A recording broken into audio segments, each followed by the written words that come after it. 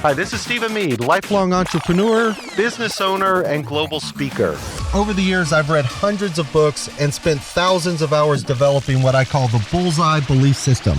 And I've used that system to develop my own companies, as well as help others learn to be specific, targeted, and focused to get exactly what they want in life. Again, I'm Stephen Mead, and this is the Bullseye Guy Podcast.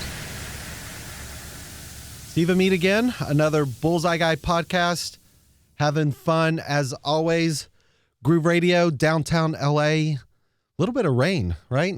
Raining, cold. Winter's coming along. My definition of winter in Los Angeles is very easy. It's when it gets dark out earlier. People are like, does it get cold? It might get cold for an hour. Might rain for 30 minutes. But yeah, when it gets dark out at 4:30, you know it's winter in LA. So today, I'm actually going to do a little bit of a history lesson. This will be fun. It's a history lesson of e-commerce. It's a history lesson of the internet. It's also a history lesson of my arc within the business world. It'll be a little bit of fun because a lot of times I'm asked, how did you get started? When did you become an entrepreneur? And there were different epiphanies along the way. So I'm going to give a little bit of history of things that I've done in my past, but they will weave into parts of history that I hope we will find interesting. And let's go back as a young kid. I'm not going to say how old I was. Let's just say it was a long, long time ago. I grew up in Kansas City, high school and college, which was kind of fun. Started retail stores when I was in college, selling watches. Watches were a lot of fun. But when I was 20, I ended up doing an infomercial. Now, the reason this is important is it's going to lead to the arc of e-commerce and some other things. So again, we've got some history lesson going on because there's some things happening in the world of today, 2019, that harken back to 20 years ago. What's cool about an infomercial? Well, let's start out. What I did, or what I claimed I did, was I wrote 3 books. The reality is I like the behind the story, behind the scenes. Something called Paul Harvey, The Rest of the Story. These are going to be age-appropriate jokes. Most of you aren't going to know Paul Harvey. He was this great guy who used to tell stories, and he would tease you, and then he would give you the rest of the story, like what really happened, because on the outside, it all looks good, and it's usually not. It's usually ugly and dirty or different. But infomercial was a fascinating business. Started out actually selling a book, doing seminars. So when you talk at a seminar, you're on stage. It's still to this day. You talk and then you're trying to sell books and tapes in the back of the room. But what you learn, or what I learned, is it's not scalable, not duplicatable. There's only so many hours a day. There's only so much you can do. And this thing had come along called infomercials. And if my history's correct, again, I like histrionics. I believe this is correct, but if anybody calls me on it, don't hold me fully. But I think the first infomercial out ever was one from Ed Beckley, a tall guy from Iowa that was selling real estate. And an infomercial was interesting because prior to the deregulation, you couldn't have these long form commercials. And the infomercial, the deregulation of the television industry allowed you to have these 30-minute commercials where you could really try and sell something. And that was the beginning of the infomercials, which is the beginning of really what was called direct response television. Your show would pop up on television, and you would have an 800 number. For those of you, again, these are time-sensitive, age-appropriate conversations. Some people don't know what an 800 number is. There's going to be a bunch of those through here. But an 800 number would show up on television, and somebody would call that 800 number, and somebody else would answer it. And they would take an order, but they also tried to what's called upsell. An upsell says, hey, if you've got one book for $19, maybe you could have 2 books for $24. So this was the genesis of the, but wait, there's more. Almost every one of you I know have seen a television commercial. Now they're usually 2 minutes long where you're selling a rake. Hey, here's a rake, but wait, there's more. The but wait, there's more used to be called an upsell, where you paid a little bit more money to get 2 of them. Now it's a BOGO offer, buy one, get one free. Basically, hey, buy this, but wait, you get 2 for free, just pay for shipping and handling.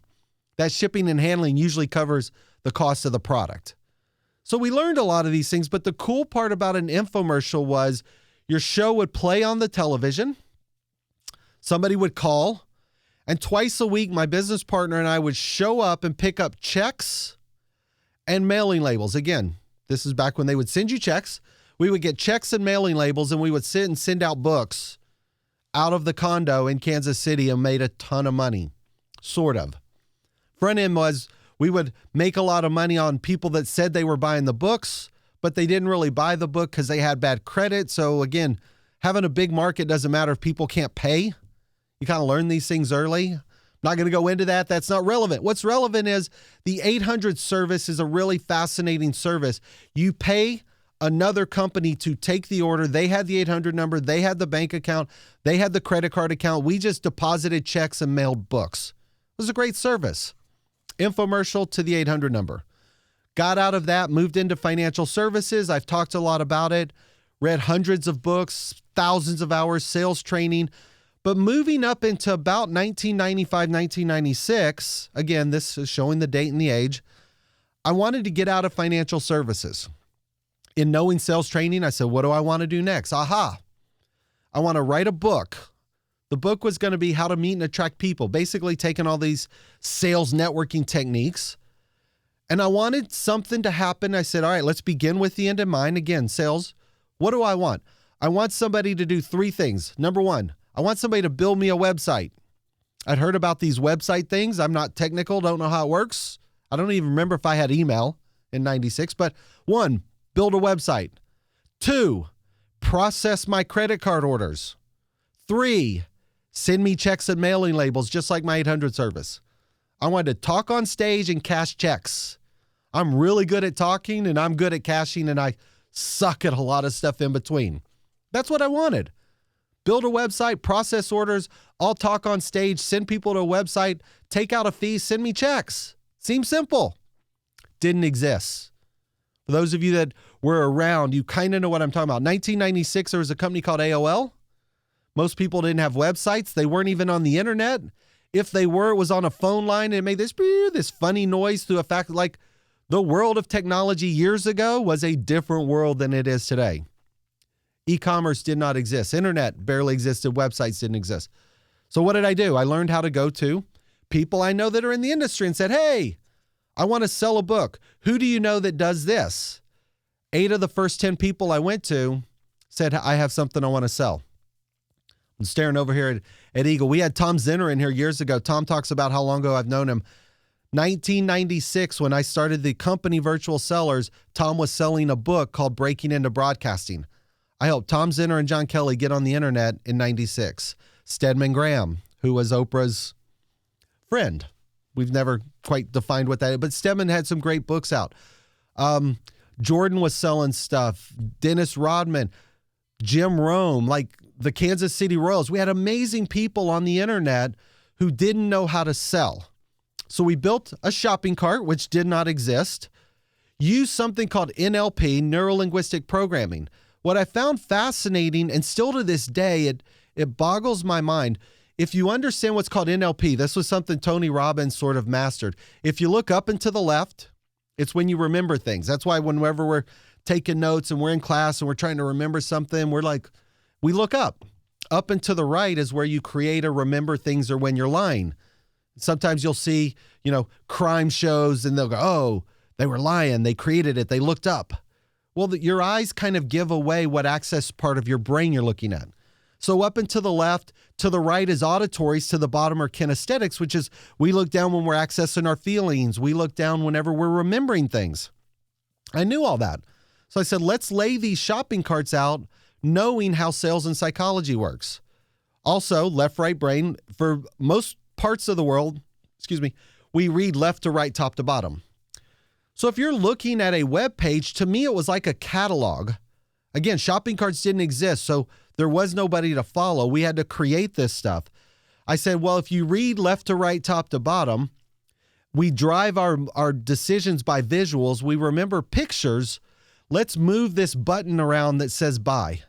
So we would move this buy now button around, and what we landed on was the lower left position had an 85% completion, and the upper right, where it's still to this day, your checkout's in the upper right, worst position it could possibly be on the screen. Unbelievable.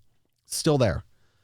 We created a system that allowed people to go on the internet, sell product.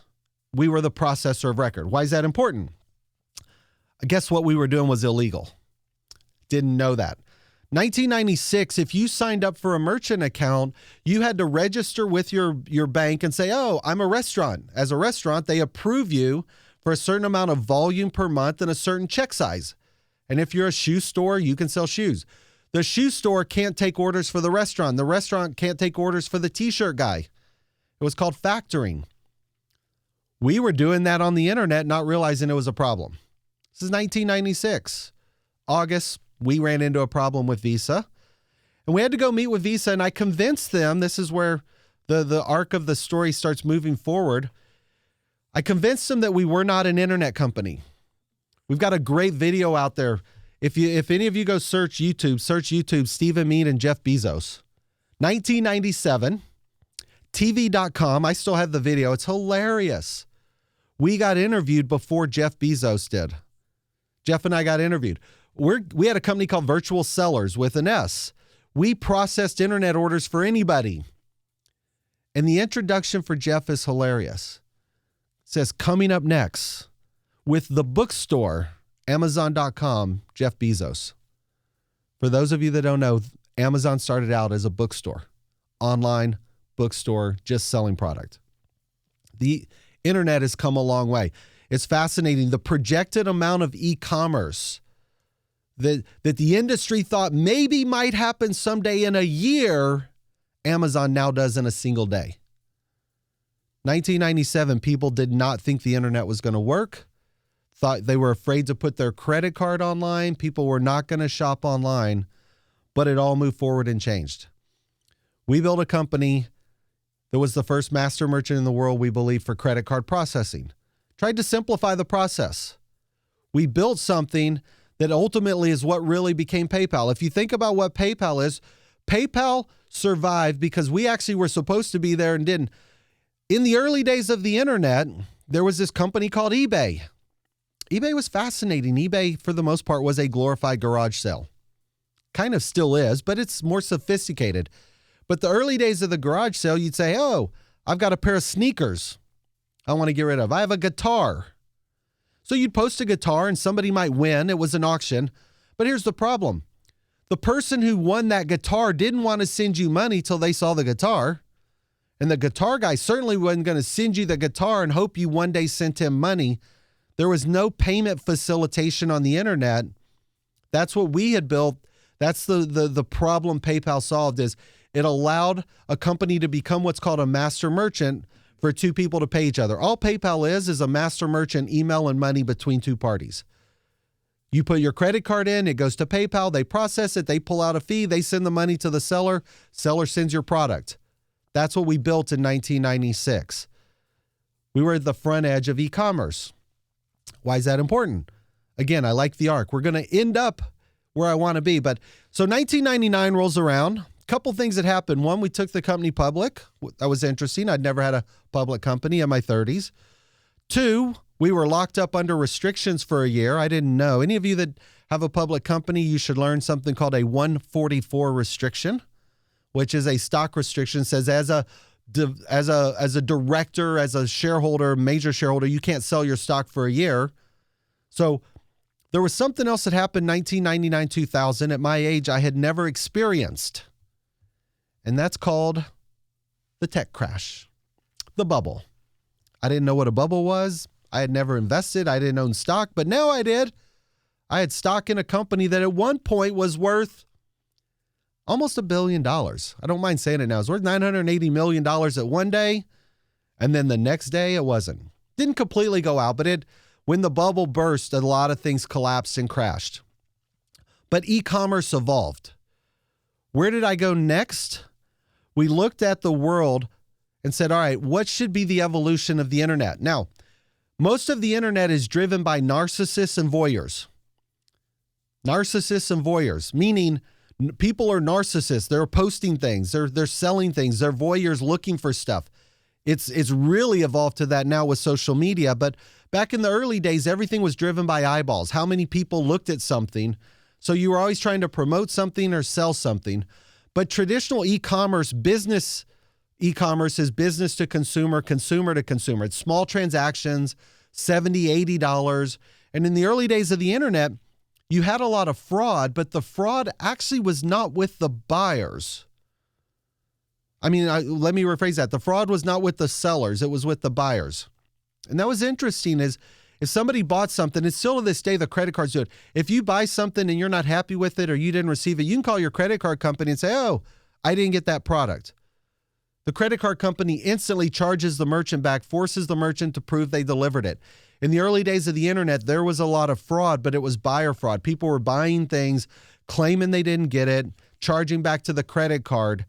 We ended up with some really bad chargebacks early on in 97, 98, and had to develop systems to create difference. So I'm going to tell a quick funny story. We're going to keep moving forward.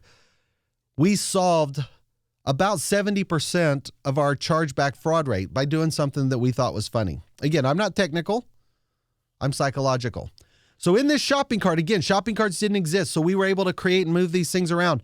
On the checkout page, we built this big red box that said privacy policy. This is the address of your computer. We have big numbers with what it's called the DNS address now. People know it's digits of where your address is. Below that said, we prosecute to the fullest extent of the law. Click here for our prosecution policy.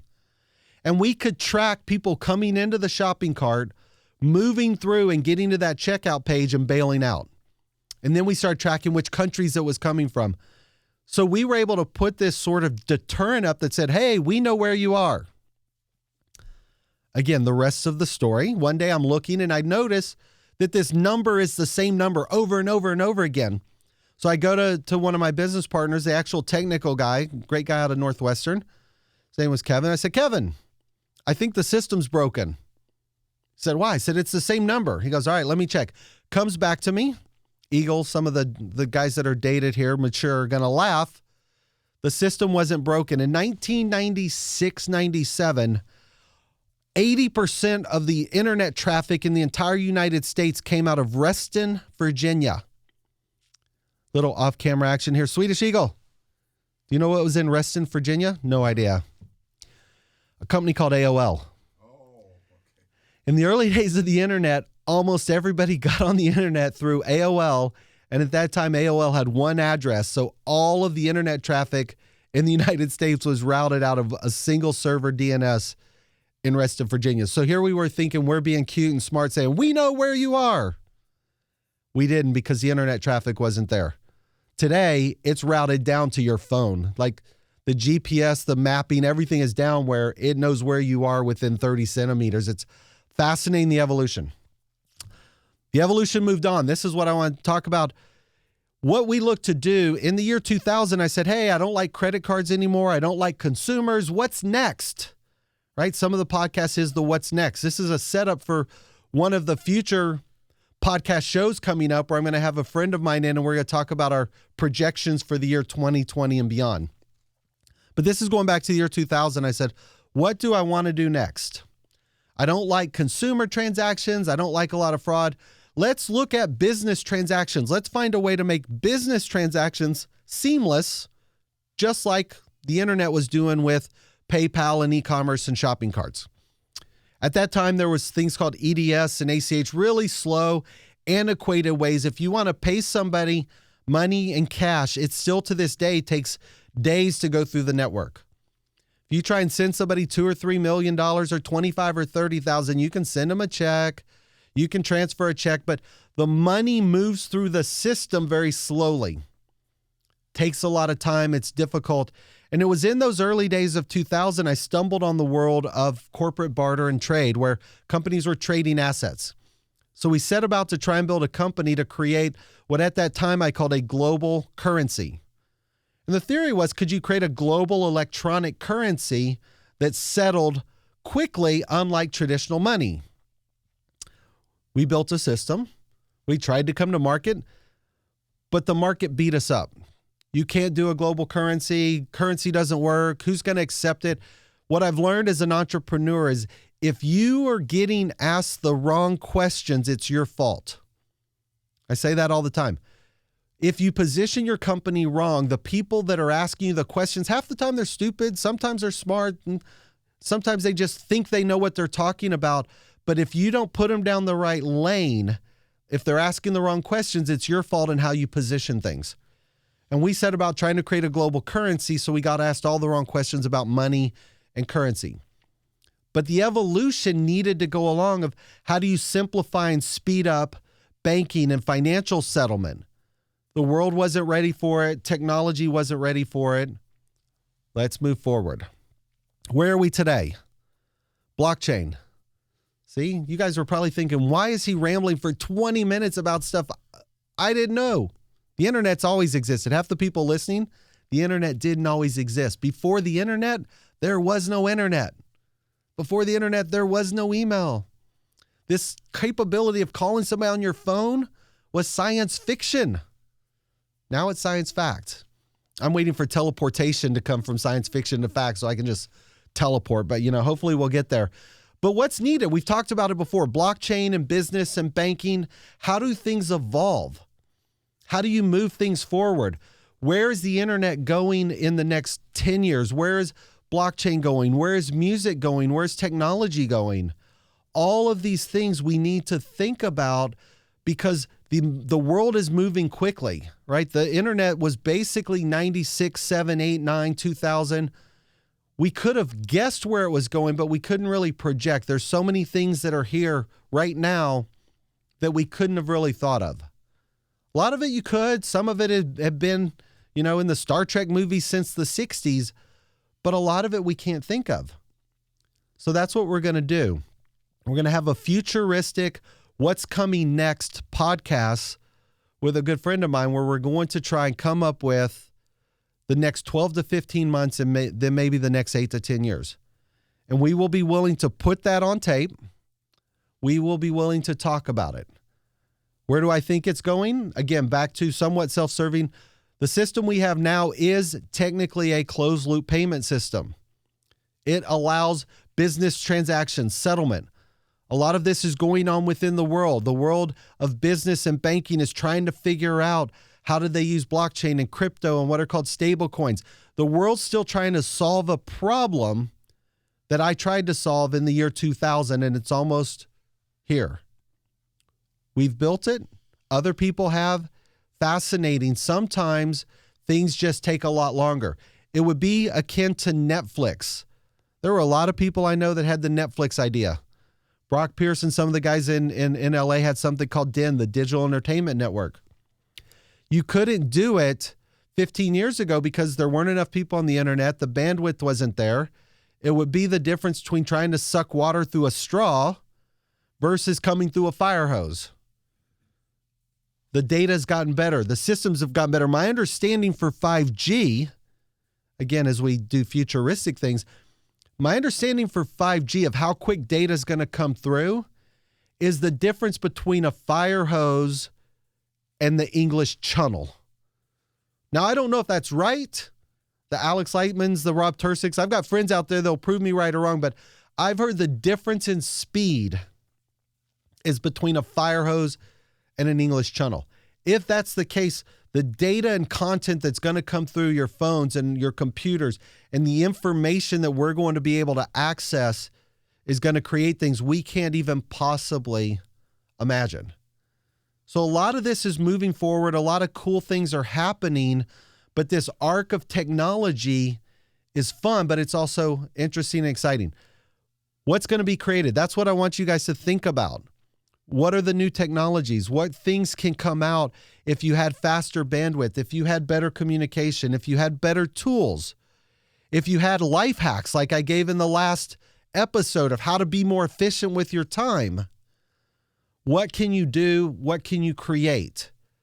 The world's collapsing. It's getting smaller. Communication. We've got things that didn't, like I said, the internet before the internet didn't exist. I can get on my phone now. A couple years ago, you couldn't do this. You couldn't call internationally on a cell phone. Actually, In the early days of your cell phone, you couldn't even drive because all of the different cellular networks were different, and you had to have a booklet. I don't know if Eagle, do you remember this? In the early days, you had to have a booklet with roaming numbers. So if you were driving across country, you had to use different roaming numbers as you traveled. Now, not only the phone's seamless, you can go anywhere around the world. You can use WhatsApp and WeChat, not only in Wi-Fi. Now I can be driving down the road and using WeChat or WhatsApp and calling people anywhere in the world. Like, the migration and acceleration and pace of technology is fascinating. Here's what I'm going to leave you with. This will be a fun exercise. It'll also let you know I'm a little kooky on conspiracy stuff. This isn't conspiracy.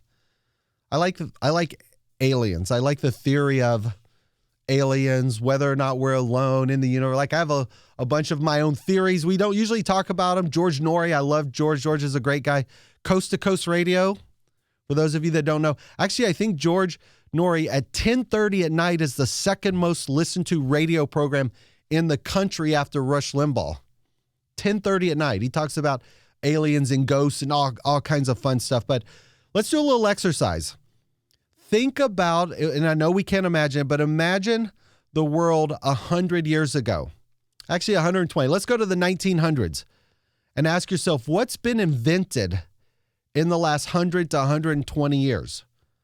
All right, and I won't let all of you guess. I'll give you some examples. Cars, computers, airplanes, space travel. We didn't even actually go to the moon until the 60s, if we really went. There's debates, some interesting videos out there where the astronauts look like they're being pulled up by wires. I don't know if I believe it, but again, fun stuff.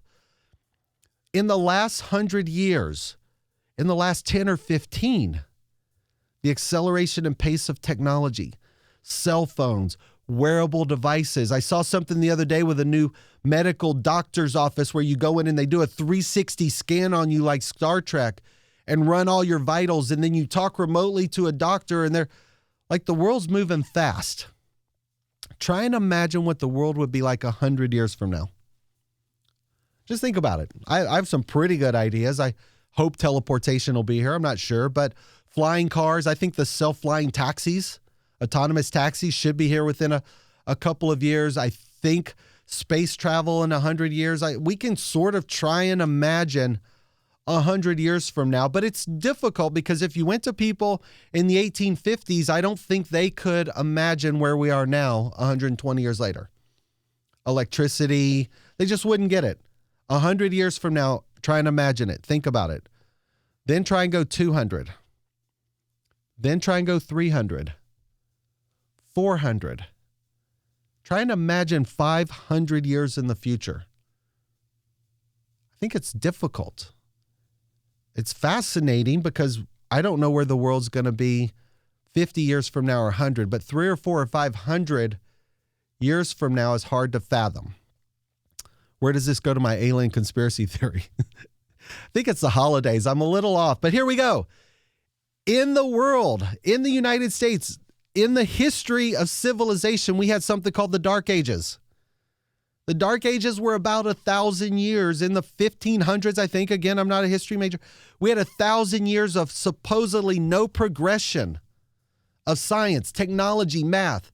People weren't allowed to move forward. The Dark Ages, history and civilization and technology and migration and movement stopped for 1,000 years. If we had those 1,000 years back, if we hadn't had the Dark Ages, you and I today would be sitting 1,000 years in our own future of our short civilization of life. That to me is fascinating. We can't imagine 300 or 400 or 500 years. We could have 1,000 years of progression today if we hadn't lost those Dark Ages.